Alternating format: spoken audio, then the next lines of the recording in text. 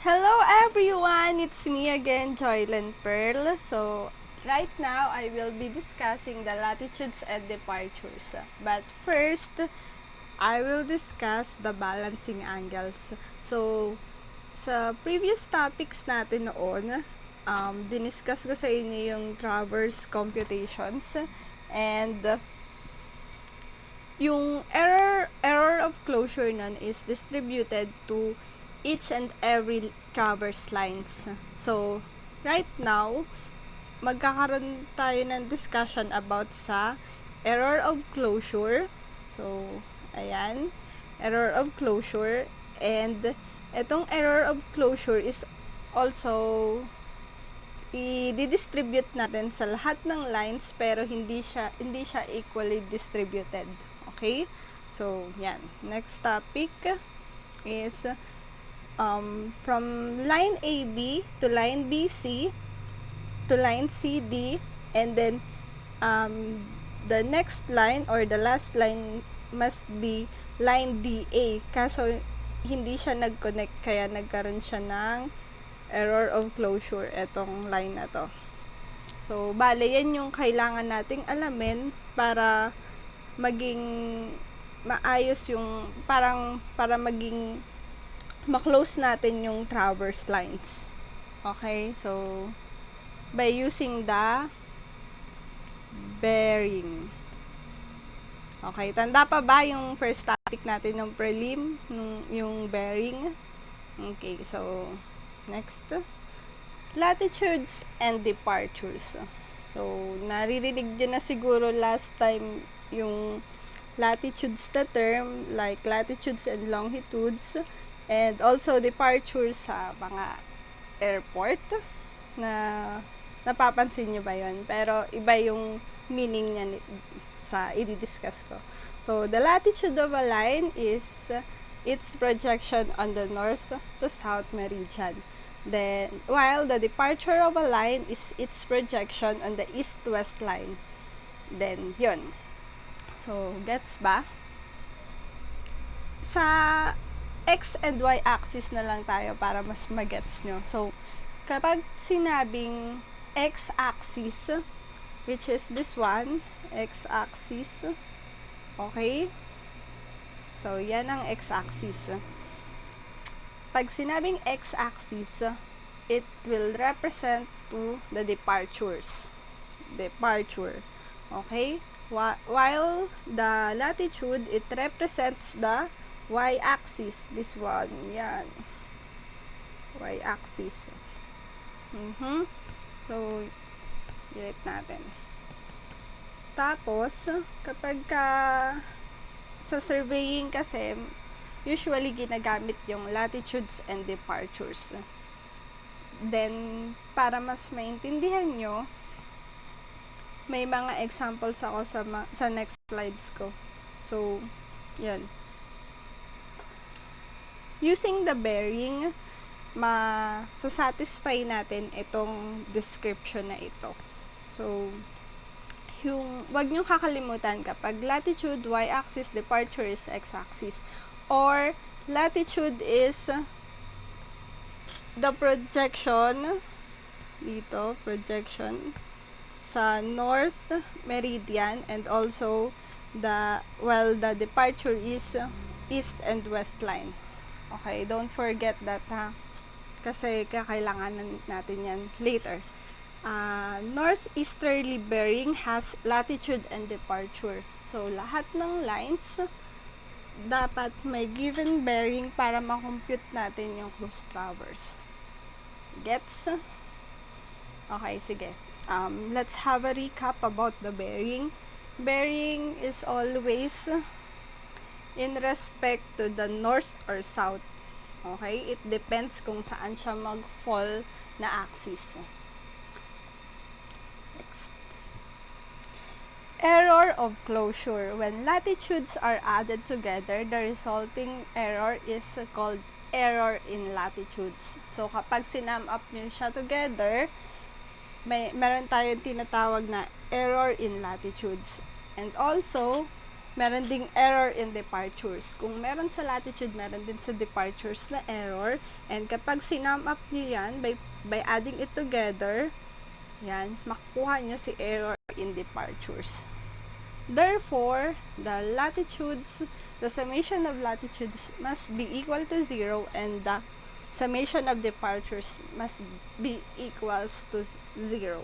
So, kapag nagkaroon niya ng 1, it means na meron kang 1 degree error. Okay? So, error of closure.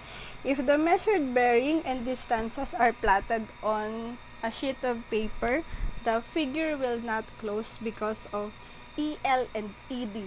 Okay? Gets ba yung sinabi ko? So, sabi dito, meron kasing error dito sa ED at saka sa EL. Okay? It means hindi mag-close yung traverse. So, paano ba nagkakaroon ng error? Kasi sometimes kapag nandun tayo sa site, hindi naman talaga 100% correct yung data natin. Sometimes, magkakaroon ng minimal error which is acceptable naman. Pero kung halimbawa sobrang laki ng error, may something na mali sa ginawa nyong activity. Okay? So, kapag hindi nag-close, meron tayong tinatawag na acceptable error which is na-adjust naman natin sa different lines. Okay? So, paano ba nako-compute yung error of closure? So, take note of this. Okay? Error of closure. Square root ng error ng latitude squared plus error ng departure squared. So, summation niya ng lahat ng error. Okay, then the precision is closure over perimeter. Perimeter is the summation of all lines. So, for example, this one, summation of this, the length of this AB, DA, and then DC, ganyan.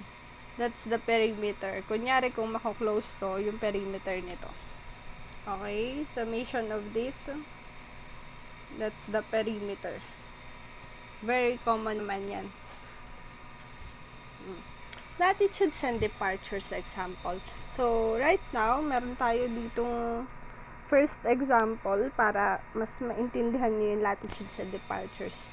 So, given this 5-sided, tama ba? 5-sided polygon, hindi siya perfect polygon. So, ayan. Given yung length ng bawat side, and then given din yung mga angles ng bawat side, ng bawat line. These are the bearing angles. So, tingnan natin kung nag-close ba talaga yung angle natin. Okay. So, yan. First, magsimula tayo dito sa line na to, line AB. So, si line AB, maglalagay ako dito ng axis. Okay. So, si bearing 6 degrees 15 minutes, nandito siya.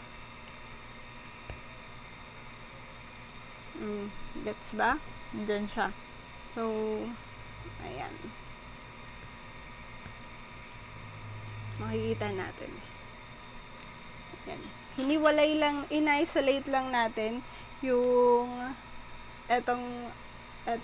in-isolate lang natin dito sa next slide para mas makita nyo at mas maintindihan nyo ng maigi. So, si 6 degrees daw, 15 minutes, yan, southwest. So, nandito siya, southwest. Okay? So, nandyan siya sa third quadrant. So, 189.53 feet yung length niya. And then, yung bearing niya, so, it is respect to the south. Yan.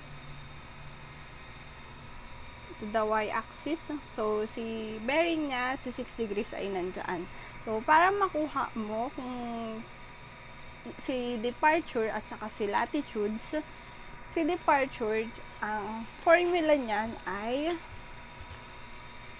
length sine theta.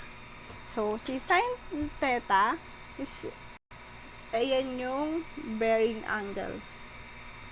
Bearing angle. Okay?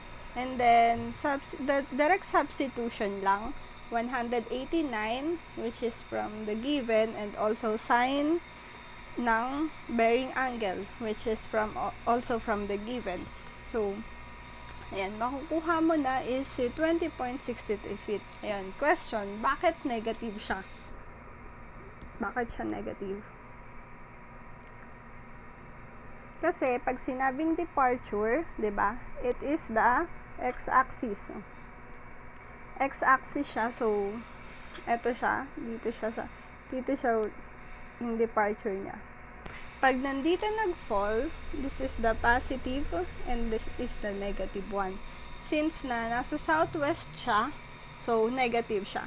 Or, just simply looking at the sign, kapag ka nasa north, positive, pag sa east, positive, and then pag sa west, negative, pag sa south, negative. Okay? Don't forget the sign ha, kasi sobrang importante niyan. Magkakamali kayo sa computation nyo kapag ka kinuha nyo yung error. Magkakaroon ng malaking error kapag ka kalimutan nyo yung sign. So, ayan. And then, makukuha nyo na si negative 20.63. So, tama yan. I-calculate nyo. Don't forget, ang calculate nyo ay naka-degrees. Baka kasi naka-radians siya. Okay? And then, latitudes. Sa latitude naman, kailangan nating tandaan na formula is L cosine 6 degrees 15 minutes. Okay? Don't forget that ha. Kasi naka-cosine dapat si latitudes. Okay? So, kapag ka makukuha mo si cosine 6 degrees 15 minutes using the given also length and then the bearing angle na 6 degrees which is equal to negative 188.40. Saan ulit nanggaling yung negative? Kasi ang direction niya is south, so dapat negative siya. Okay? Gets? So, makukuha nyo siya yan. Okay, paano ba nakuha tong sine and cosine? Paano kaya talaga yan nakuha? So, meron yan yung basic formula kung hindi nyo pa nakakalimutan. Sige, ituro ko na lang din yun. So, for example, yan ang given natin and then, ayan, makukuha nyo to. Okay. So, meron tayong angle dito na 6 degrees 15 minutes. Okay? So, pagdating naman dito, meron tayo ditong length na yan. Ang length natin dyan ay 189.53 feet. Okay? Para makuha mo si departure, this one is the departure. Tama ba? Okay? So, si departure, ito. At saka si latitude ay ito. Okay? Para makuha mo si departure, ang gagamitin ko ay given the angle, kailangan ay sine. Kasi SOHCAHTOA. Sin theta is equal to, eto, diba? Halimbawa, dito, at saka etong isa, tawag dito, etong isa ay latitude. So, dito tayo kay departure. Sin theta, opposite over hypotenuse. So, ang opposite niya is si D, over, ang opposite niya is si 189.53. Okay? So, para makuha mo siya, sin theta, sin 6 degrees, 15 minutes. Tapos, times mo siya dun sa 189.53 equals D. So, para makuha mo si D, same thing as ganitong formula. Makukuha mo si 20.63. Gets ba? Okay. Then, the next one is latitude. Sin theta is equal to L over 1/8. Sorry. This is not sin. Kailangan ang gamit natin dito ay cosine. Cosine theta kasi opposite, sin theta is adjacent dito, L, adjacent over hypotenuse, 0.53. So, cosine 6 degrees 15 minutes times ko siya sa 189.53 is equal to latitude ng AB. Ito, latitude ng departure ng AB. Ayan. So, it must be equal to 188.40 negative. Okay? Nagets po ba kung saan nanggaling yung formula? Okay. Next. The next one, after ng line AB, dito tayo. Dito naman tayo sa line BC. Okay. So, dito tayo sa line BC. Makukuha natin to. Okay. Tapos, si bearing daw ay 29 degrees 38 minutes southeast. So, dito siya magpo-fall with respect to south, 29 degrees 38 minutes. Okay. So, ganun ulit. Same thing ng formula kanina. Length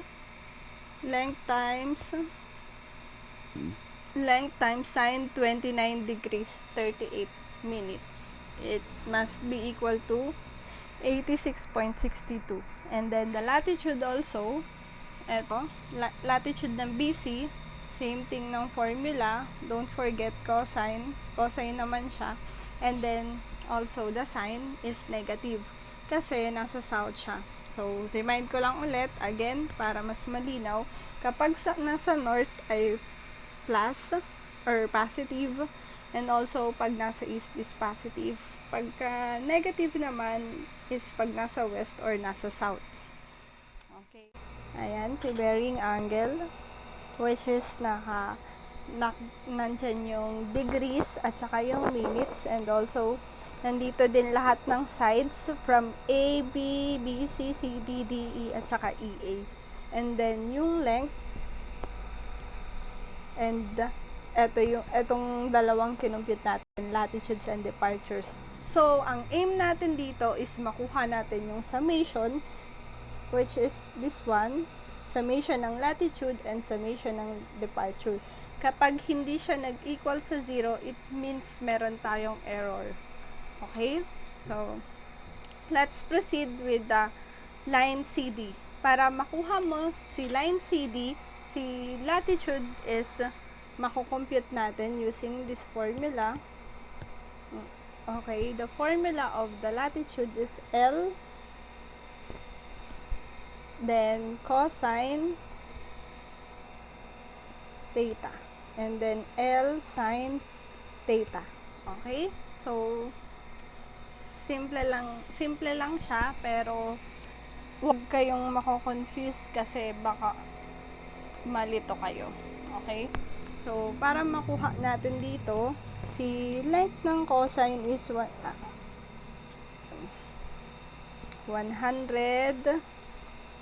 97. Kuha natin na. Wala, ba't gumagalaw siya? 197.78 cosine ng 81 degrees 18.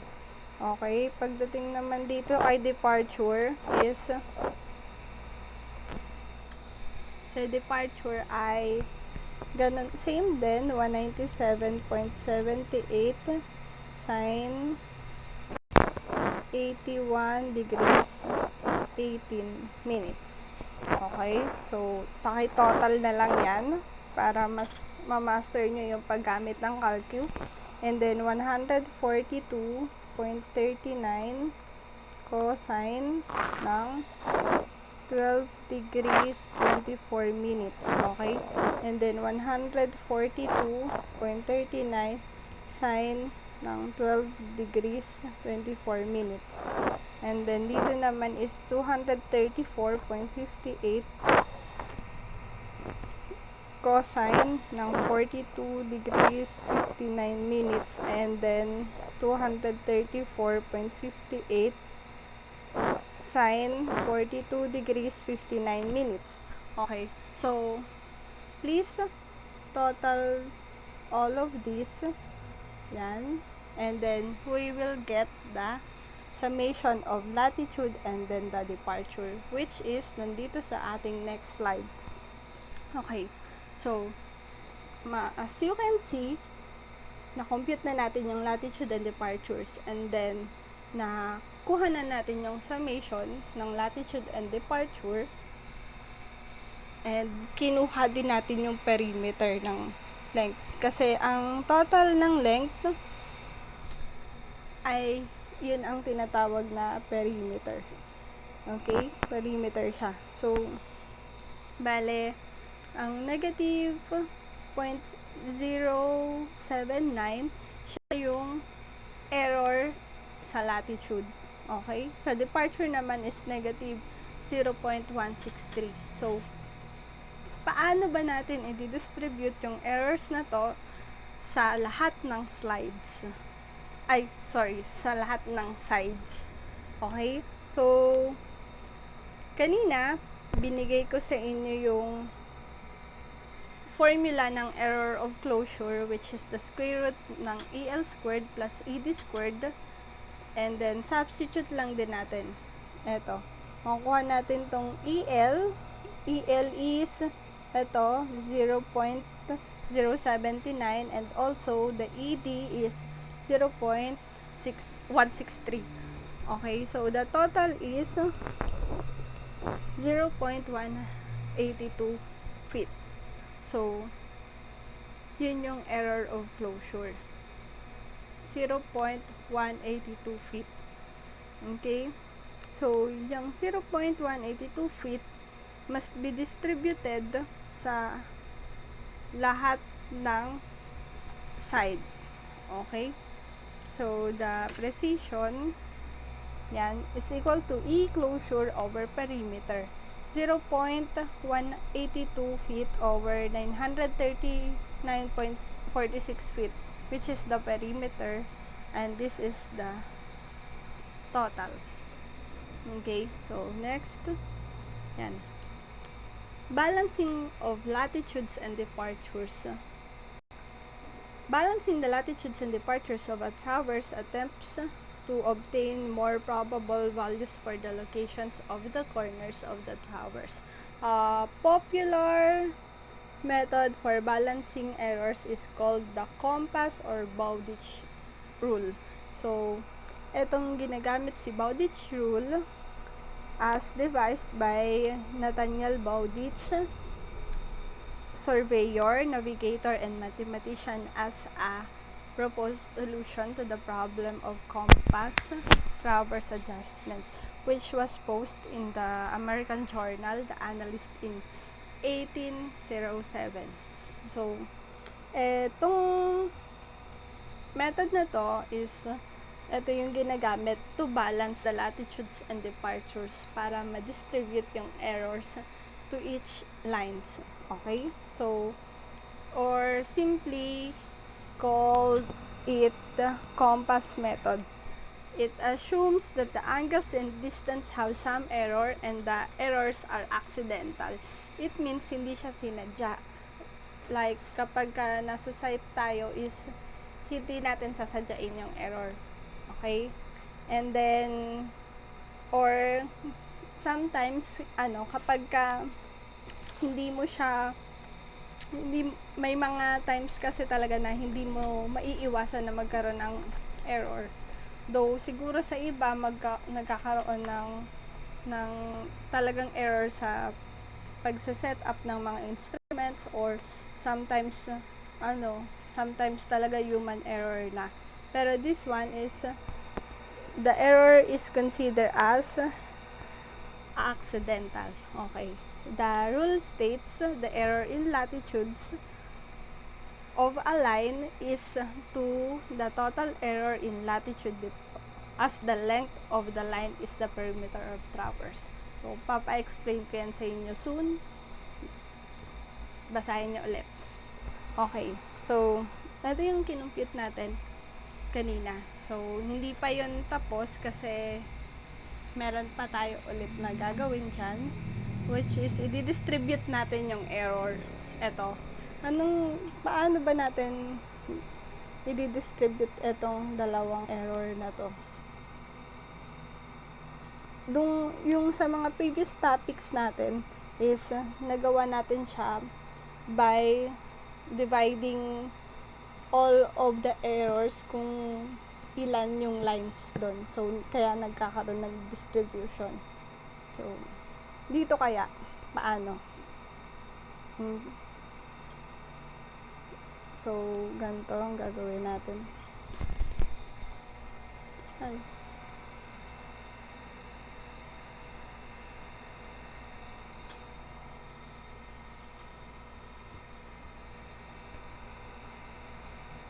Okay. Continuation of the latitudes and departures example. So, dito, nag-start muna tayo. Let's start with the AB. Line AB. Okay, si line AB, 189.53 feet. Nakuha natin yung error na, total error na, tawag dito. Ang total error is 0.079 tsaka 0.163. So, para makuha natin yung correction, ito yung ginagamit natin na formula. This one. Yan yung ginagamit natin na formula. And also, para makuha naman yung correction in latitude, cross multiplication lang siya. And then, ito na yung makukuha nyo. Yan. So, sa latitude muna tayo, Yan, latitude AB. So, mamaya na tayo sa departure. Okay, si latitude ay yun yung y-axis. Tama? Yun yung y-axis. So, si EL is equal to 0.079 and then 189.53 feet yung length ng AB. Ito, ginamit natin over dun sa perimeter na nakuha natin kanina. So, the correction in latitude is 0.016 feet. Okay? And then, next one is departure. Direct substitution lang siya dito sa formula na to. Okay? So, katulad ng ginawa natin sa latitude, si ED naman is 0.163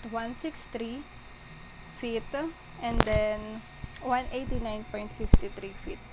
Okay, over 939.46 feet and then makukuha natin si 0.033 feet.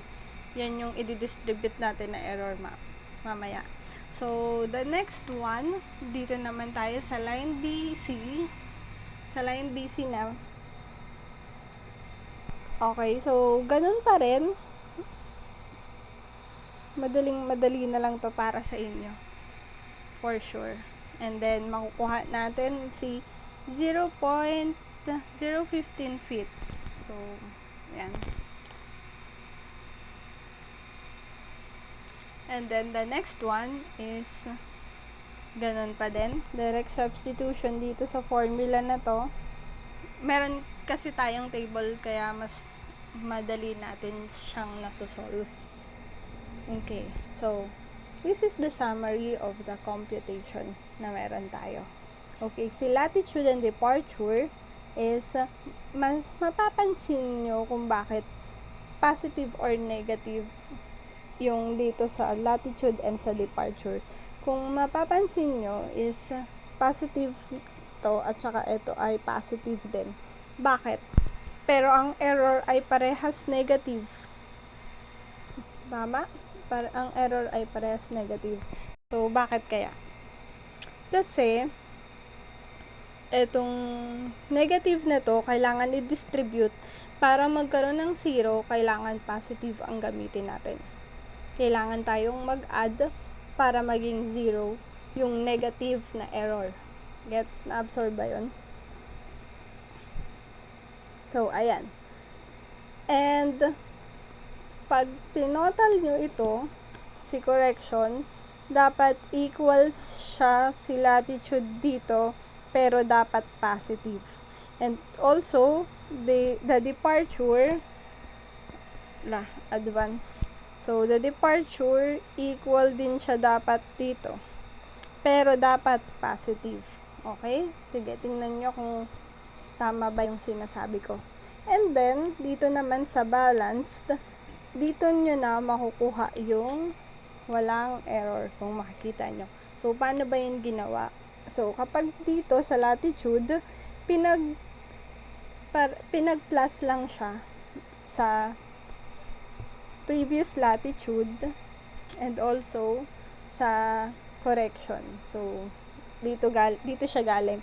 Negative 188.403 plus 0.016 which is equal to negative 188.38.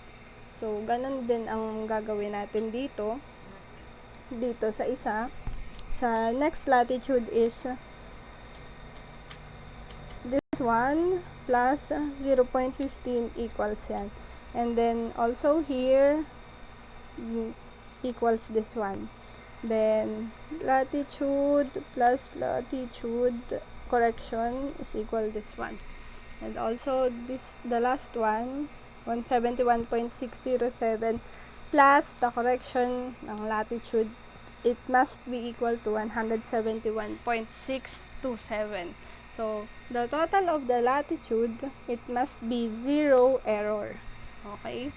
So, makukuha na natin si latitude at saka si departure na may 0 error. 0 error. Pareha sila. Okay? So, again, para hindi tayo malito, kailangan yung gumawa ng sariling table para mas clear yung computation nyo. Okay? So, makikita nyo ito. Dito naman sa departure, si original departure plus the correction is equal to negative 20.601. Original departure of line BC plus the departure is equal to 86.648. Original departure, which is negative 195.504, plus the correction of the departure, it must be equal to negative 195.470. And also, the line DE is the original departure plus the correction equals this one. And then, original departure of line EA plus the departure correction equals the balanced departure. To sum up this one, it must be equal to 0 error para maging tama ang gawa nyo. And then, kapag yan ang nakuha nyo, pag naging 0 na yung computation nyo, it means no error in corrected latitudes and departures. Okay na yung gawa nyo. So, nagets ba yung topic natin for today?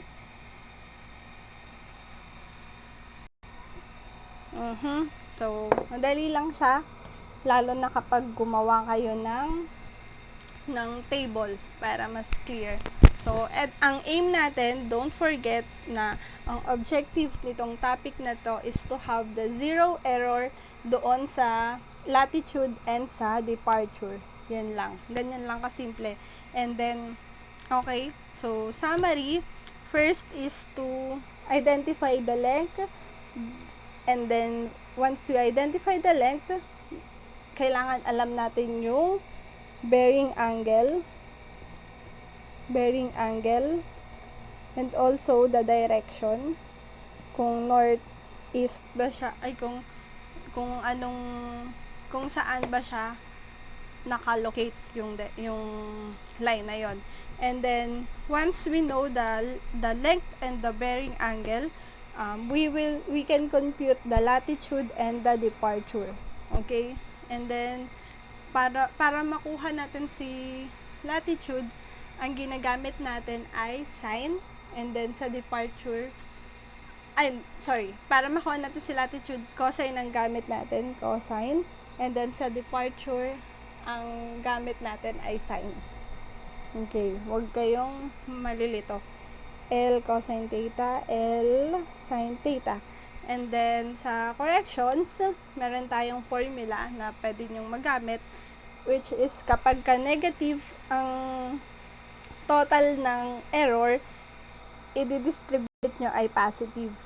Okay? Pag negative naman sa departure, positive yung i-distribute nyo para mag-equal siya sa 0. And then, dun sa balance naman, kailangan nyo lang i-total yung original latitude plus the corrected latitude. Yan, correction. And then, ayun, makukuha nyo na siya. And then, katulad din yan ang gagawin sa departure. Tapos, i-plus nyo lang, i-sum nyo lang yan. Kapag nag-equal sa 0, it means tama yung ginawa nyo. Okay? So, that's it. This is my reference para mas kung gusto nyo ng PDF form, ayan yung reference ko. Nakita ko lang yun na research ko lang siya. Okay? So, to end this, let's all say, I will continue, oh my God, to do all my actions for the love of you. Saint John Baptist de la Salle, pray for us. Leave Jesus in our hearts forever. Thank you so much for listening, and see you soon.